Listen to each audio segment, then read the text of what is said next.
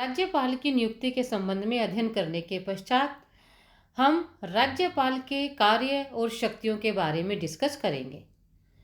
जैसा कि मैंने अपने इससे पहले के लेक्चर में बताया था कि जो राज्यपाल का पद है वो एक संवैधानिक प्रमुख का पद है। भारत में संसदीय शासन प्रणाली के साथ साथ संघात्मक व्यवस्था को अपनाया गया है और संघात्मक व्यवस्था में केंद्र और राज्यों के मध्य शक्तियों का बंटवारा किया गया है। जिस तरह केंद्र में राष्ट्रपति देश का संवैधानिक प्रमुख है और वास्तविक शक्तियों का प्रयोग प्रधानमंत्री और उसके मंत्रिमंडल के द्वारा किया जाता है, ठीक वैसे ही राज्य में राज्य का जो संवैधानिक प्रमुख है वो राज्यपाल है, लेकिन वास्तविक शक्तियों का प्रयोग राज्य में मंत्रिमंडल और मुख्यमंत्री यानी कि मुख्यमंत्री और उसके मंत्रिमंडल के द्वारा किया जाता है। अब देखिए, जब हम राज्यपाल के कार्य और शक्तियों के बारे में चर्चा करेंगे तो एक और बात मैं आपको इस संदर्भ में बताना चाहूँगी कि राज्यपाल के ऊपर एक तरह से दोहरा उत्तरदायित्व है। वो एक तरफ तो केंद्र के प्रतिनिधि के रूप में कार्य करता है और दूसरा वह राज्य के संवैधानिक अध्यक्ष के रूप में कार्य करता है। तो संविधान के द्वारा राज्यपाल को क्या क्या शक्तियां प्रदान की गई हैं उसकी चर्चा विभिन्न बिंदुओं के माध्यम से करेंगे। सबसे पहले जो उसके पास शक्ति है वो है कार्यपालिका शक्ति। देखिए, राज्य की जो कार्यपालिका शक्ति है वो राज्यपाल में निहित मानी जाती है, जिन्हें वह स्वयं या अपने अधीनस्थ पदाधिकारियों द्वारा जिसका वो प्रयोग करता है। अब कार्यपालिका शक्ति के अंतर्गत उसके पास कौन कौन से अधिकार और शक्तियां हैं। देखिए, सबसे पहले वह मुख्यमंत्री की नियुक्ति करता है, अर्थात विधानसभा में जिस राजनीतिक दल को पूर्ण बहुमत प्राप्त हो जाता है उस राजनीतिक दल के नेता को वह मुख्यमंत्री बनने के लिए आमंत्रित करता है और मुख्यमंत्री की सिफारिश पर वह अन्य मंत्रियों की नियुक्ति करता है। इसके अतिरिक्त वह राज्य के जो महत्वपूर्ण पद हैं जैसे महाधिवक्ता, लोक सेवा आयोग के अध्यक्ष और उसके सदस्यों की नियुक्ति राज्यपाल के द्वारा की जाती है। इसके अतिरिक्त उच्च न्यायालय के न्यायाधीशों की नियुक्ति के संबंध में भी राज्यपाल से राय ली जाती है। तो हम कह सकते हैं कि कार्यपालिका शक्तियों के अंतर्गत उसके पास जो महत्वपूर्ण शक्ति है वो यह है कि वह मुख्यमंत्री और मंत्रिमंडल को नियुक्त करता है।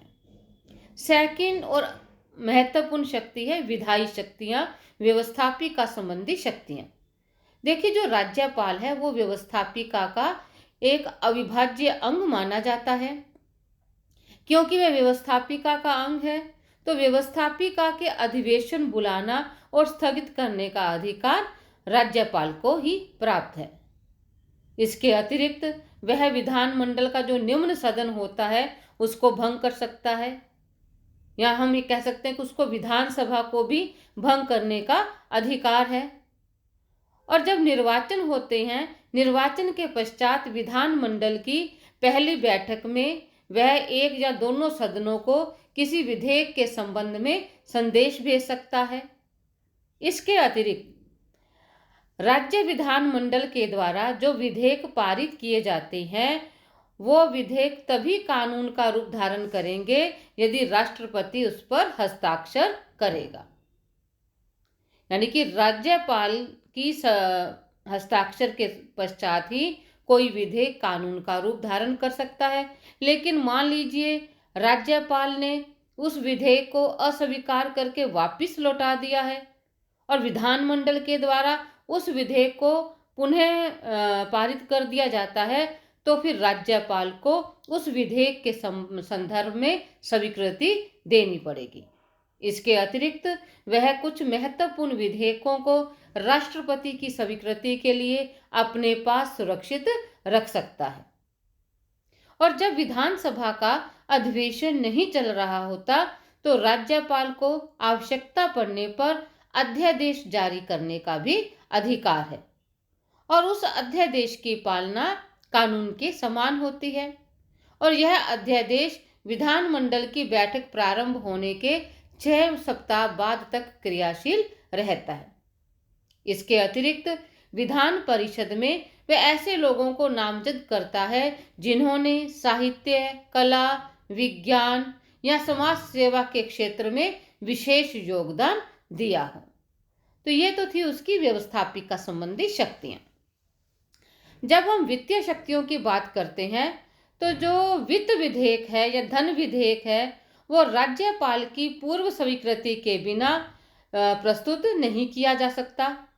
वह विधानमंडल के समक्ष प्रतिवर्ष बजट प्रस्तुत करवाता है तथा उसकी सिफारिश के बिना कोई भी अनुदान की मांग नहीं की जा सकती। इसके अतिरिक्त राज्य की जो संचित निधि होती है, संचित निधि पर भी राज्यपाल का अधिकार रहता है और विधानमंडल से स्वीकृति की अपेक्षा वह इस विधि से किसी प्रकार के व्यय की अनुमति दे सकता है। न्यायिक शक्तियों के संदर्भ में यद्यपि उन्हें महत्वपूर्ण शक्तियां प्राप्त नहीं है, लेकिन संविधान के अनुच्छेद 161 के अनुसार जिन विषयों पर राज्य की कार्यपालिका शक्ति का विस्तार होता है, उन विषयों संबंधी किसी विधि के विरुद्ध अपराध करने वाले व्यक्तियों के दंड को राज्यपाल कम कर सकता है, स्थगित कर सकता है या फिर उसे क्षमा कर सकता है।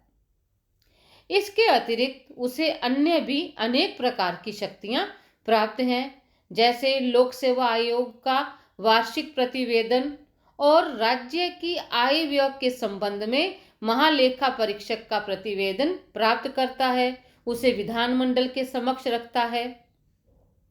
और यदि राज्यपाल को यह लगता है कि जो राज्य का शासन संविधान के अनुसार नहीं चल रहा है, तो यहाँ उन्हें लगता है कि वहाँ की व्यवस्था शांतिपूर्व तरीके से नहीं चल रही है, तो वह राष्ट्रपति को राज्य में संवैधानिक तंत्र की विफलता के संबंध में सूचना देता है।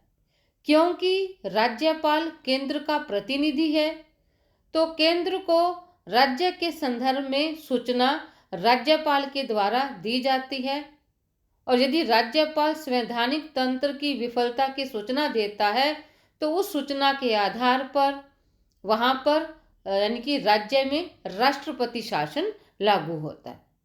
और यदि किसी राज्य में राष्ट्रपति शासन लागू हो जाता है तो संकट काल की स्थिति में वह राज्य के अंदर राष्ट्रपति के प्रतिनिधि के रूप में कार्य करता है।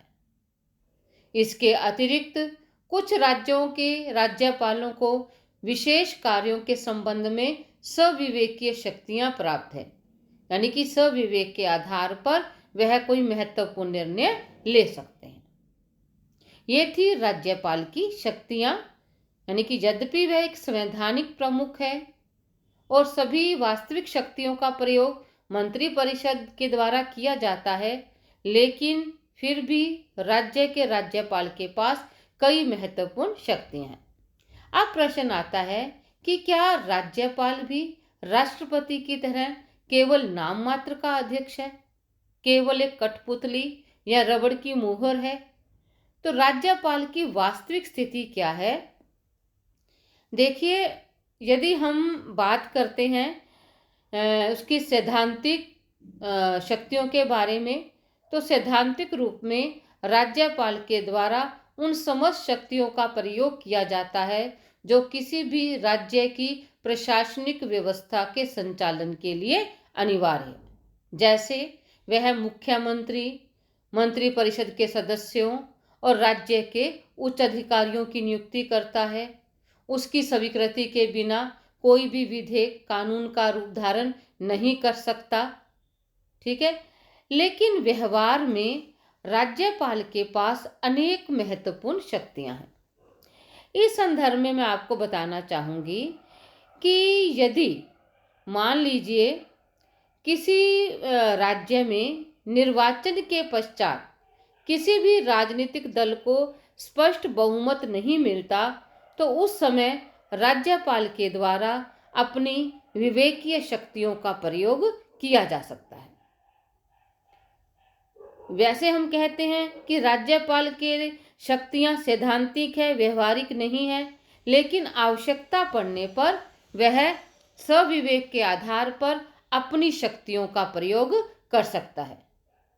जैसा कि मैंने अभी आपको बताया कि आम चुनाव के बाद किसी भी दल को विधानसभा में बहुमत प्राप्त नहीं है या बहुमत दल में फूट पड़ गई है और किसी भी दल के पास स्पष्ट बहुमत नहीं है या मुख्यमंत्री अविश्वास का प्रस्ताव पास हो जाने के कारण स्वयं त्यागपत्र दे देता है, तो राज्यपाल ऐसी दशा में अपनी इच्छा से किसी भी व्यक्ति को जिसे वह विधानसभा में बहुमत प्राप्त करने के योग्य समझे मुख्यमंत्री नियुक्त कर सकता है। कहने का अभिप्राय क्या है कि यदि समय से पहले मुख्यमंत्री अपने पद से त्यागपत्र दे दे या किसी भी राजनीतिक दल को स्पष्ट बहुमत नहीं मिलता, क्योंकि संसदीय शासन प्रणाली है, संसदीय शासन प्रणाली में वही व्यक्ति मुख्यमंत्री बनता है जिसे चुनावों के पश्चात विधानसभा में स्पष्ट बहुमत प्राप्त होता है। और मान लीजिए किसी को स्पष्ट बहुमत प्राप्त नहीं है, तो राज्यपाल अपनी स्वविवेकीय शक्ति का प्रयोग करते हुए किसी ऐसे व्यक्ति को मुख्यमंत्री बना सकता है जिससे वो आशा करता है कि यह अपना बहुमत सिद्ध कर देगा। यानी कि उसे कुछ समय दे दिया जाता है कि इतने समय के अंतर्गत आप अपना बहुमत सिद्ध कर दें। तो यह जो स्वविवेकीय शक्ति है, इसका प्रयोग राज्यपाल के द्वारा ही किया जाता है। यदि किसी राज्य में संवैधानिक सरकार विफल हो गई है, तो उस समय राज्यपाल वास्तविक शासक के रूप में कार्य करता है। वह निर्णय करता है कि राज्य सरकार संविधान की धाराओं के अनुसार कार्य कर रही है या फिर नहीं कर रही।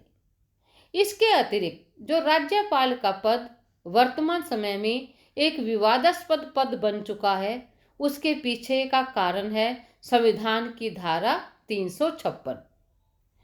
ऐसा माना जाता है कि जो राज्यपाल है वो केंद्र सरकार का प्रतिनिधि है।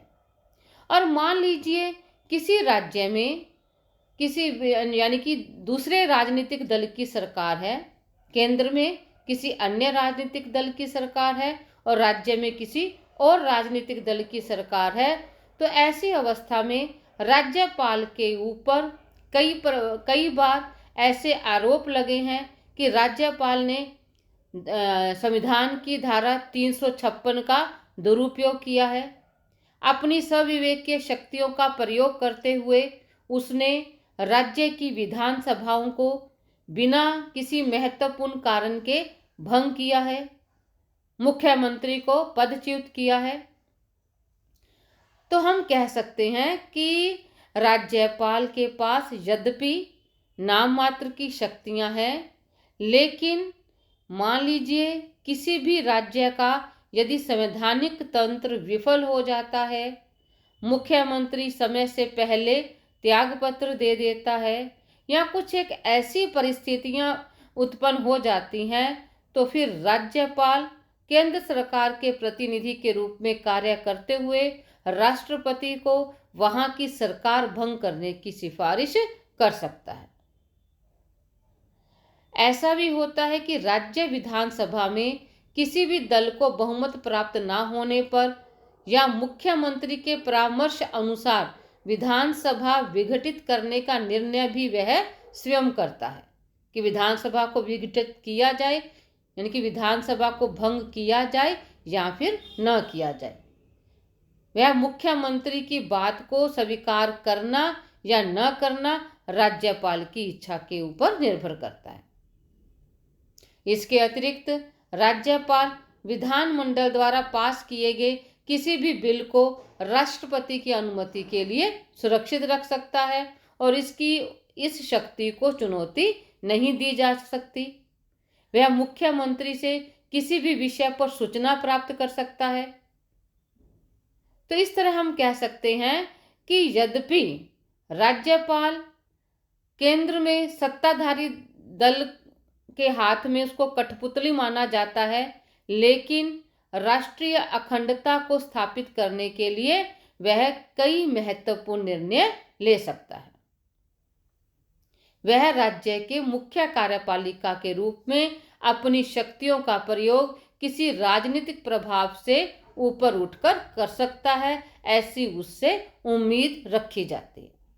तो हम कह सकते हैं कि जो राज्यपाल की शक्तियां हैं वो उस व्यक्ति के व्यक्तित्व पर भी निर्भर करती हैं जो व्यक्ति उस समय राज्यपाल के पद पर आसीन है। यद्यपि राज्यपाल का जो पद है वो एक विवादास्पद पद रहा है, क्योंकि ऐसा आरोप लगता रहता है कि उसके द्वारा अपनी शक्तियों का, विशेष रूप से जो विधानसभा को भंग करने से संबंधित शक्ति है, उसके द्वारा इस शक्तियों का दुरुपयोग किया जाता है। लेकिन हम कह सकते हैं कि राज्यपाल की राज्य में महत्वपूर्ण भूमिका होती है। राज्य की स्थिति संवैधानिक मुख्य तथा जो राज्यपाल की स्थिति है वो संवैधानिक मुख्य तथा वास्तविक प्रशासक दोनों की है। वह एक ही समय में राज्य का मुख्य कार्यपालिका भी है तथा संघीय सरकार का प्रतिनिधि भी। धन्यवाद।